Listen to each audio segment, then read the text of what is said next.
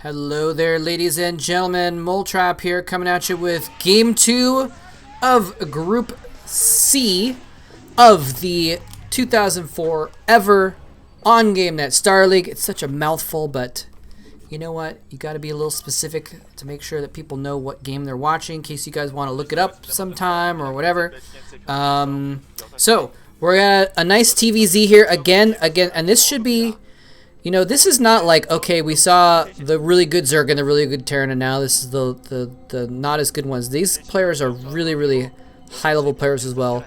We're going to have Sync versus Jeju. Sync is going to be the Terran player at the bottom location, and there he is right there in the teal. And Jeju is going to be the, and I believe he went by Blaze, but I'm just going to call him Sync because that's kind of what he's known as. Anyway, and then Jeju is going to be the Zerg player at the right side of the map, the blue Zerg player. But no, these guys are top level too, actually. Like right now, you know, Sync, I think would be maybe a little less favored in this situation in 2004. He has had some results, but not as much lately. He was, you know, I think he, if I remember correctly, he won something in 2001. So a few years after that, but he has gotten some results in 2003. So he is definitely a force to contend with here. But Jeju is considered to be one of the best Zergs of 2004. So if like July Zerg wasn't on fire, you know, Jeju might even be considered like the best one, the best Zerg right now.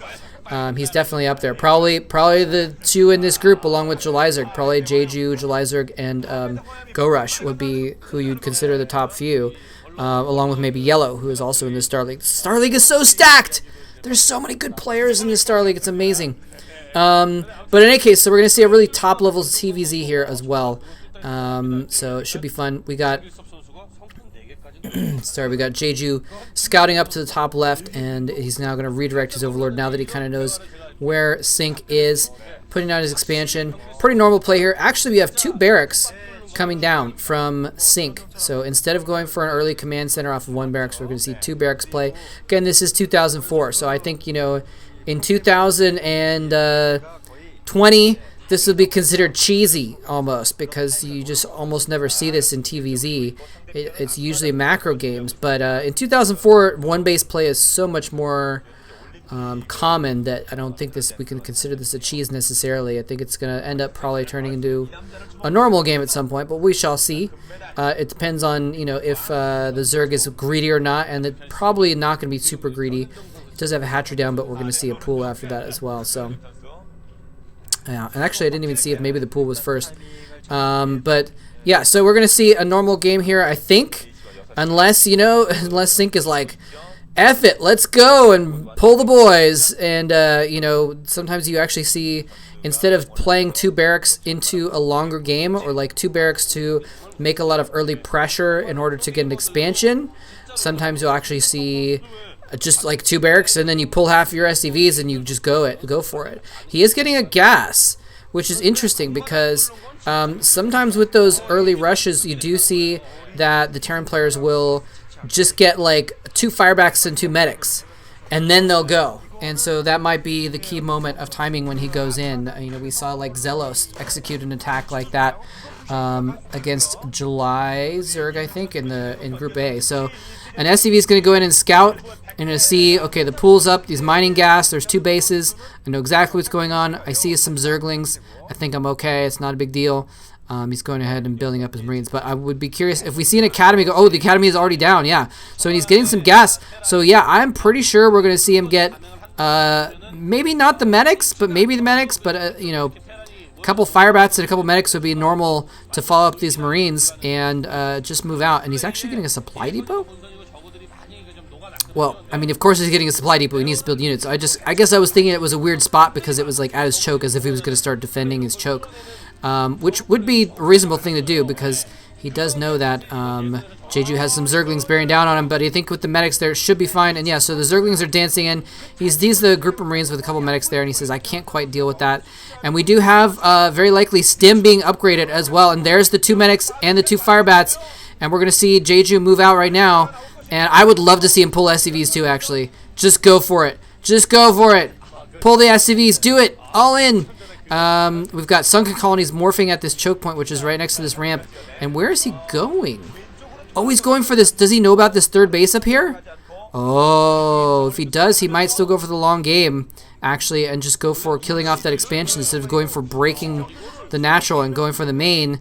And now he sees it. He sees it there, and is he even going to maybe plant a bunker down? He's attacking with the SCV. These Zerglings are kind of like trying to delay. Stim is upgraded. He's stimming, and he's going in. The Sunkens are not yet finished morphing. In fact, only one is even close, and now the Zerglings go in. They are actually able to pick off a Fire Bat, so very nicely done. He's got his reinforcements back at his base, actually. Is he going to go in right here? He's got full health again. He's got stim. He could stim and go in again, but he's not going to do it. So a little bit too late. Those Zerglings actually did a crucial job. They were kind of like running in and harassing and forcing him to stop and stim and kill off one Fire Bat. And that was enough. That bottom, I mean, imagine if he got there 12 seconds earlier. Then you have one Sunken, then that's, you know, the Sunken Colony just barely came in, and the other one was morphing, and instead you have no completed Sunkens, and you have like 6 Zerglings, 8 Zerglings to defend or something like that. In that situation, Sync breaks that base, kills off the third, and is in a hugely advantageous position. Instead, he does have that third, and now the Sunkens have gone up at Jeju's natural as well. So it's kind of an even game here, but Sync is kind of invested in this. He needs to do something. He needs to do some damage with this. He has invested all of his efforts into making this early army with a lot of Fire Bats, by the way. And Fire Bats are pretty tanky too, by the way. So they're going to be good for this attack, but it means that, you know, a ton of Zerglings are not going to be able to do any good against this. He's kind of poking in and prodding, and again, just buying time. He's buying time, and he's making 4 Sunken Colonies that is natural now. So, and this is working. It's working. He's bringing his forces back. Jeju's bringing his forces back in order to meet up with these extra Fire Bats just to make sure he can clump up his army. And that depot there ended up being a really cool spot because now he does have a choke point that he can also hold against the counterattacks. And that's exactly what he was planning on doing before. And, oh no, his medic's getting a little bit separated from the group. Where is his medics going? He needs the medics to be with his forces. 5 Sunken Colonies there now, but are there enough Zerglings? He needs to follow that up with Zerglings as well. The Hydralisk Den is up, which means he's probably researching Lurker tech right now, but the Lurkers will not be out in time.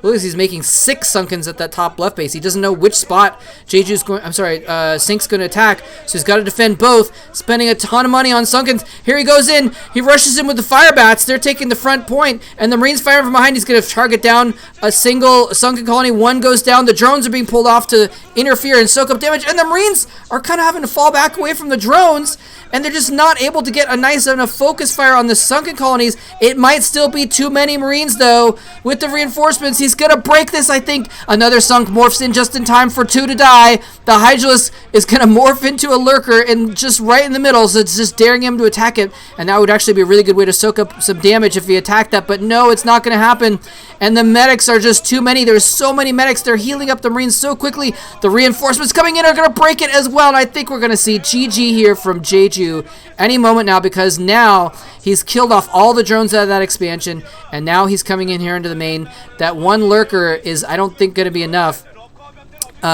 Sync probably has Comsat scan anyway. A couple Zerglings running by, just dying immediately, and the drones having to hide in the main. Right now, Jeju is only mining at his third base, which is, you know, a bunch of useless Sunkens, and he's not mining that much because, I mean, think of how much money he spent on Sunken Colonies. He made like, I think like 13 Sunken Colonies. That is 13 drones, 13 colonies, and 13 morphing into Sunkens. That is like thousands of minerals that he spent, and he goes in to see if he can maybe do some damage with that one Lurker to do a bit of a counterattack and just use the fact that he has Lurkers to his advantage, but he spots the door with defenses and with a turret there to detect the Lurkers, and he knew that he had Comsat scan as well, so Jeju GG's JG? I don't know what I'm saying.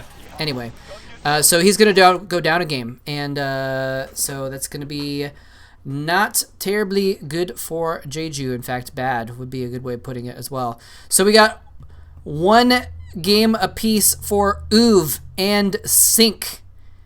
Right now, the Terrans have won their games, and the Zergs have not. So if you are a Zerg fan, not looking good in this situation, especially because, there's at least one more TVZ left with Uv is going to be playing that, and it's going to be so difficult for Jeju to beat, So anyway, I hope you guys enjoyed that very much, and thanks very much for watching. Let's go ahead and move on to game number 3 is going to be the next, and that is going to be, I believe, Sync versus Uv is what's going to be next, and I could be wrong about that, but you'll find out when I upload it. It'll have the right title because I will definitely know who's playing in it by the time I watch it. Anyway, hope you guys enjoyed that. Thanks for watching. GG.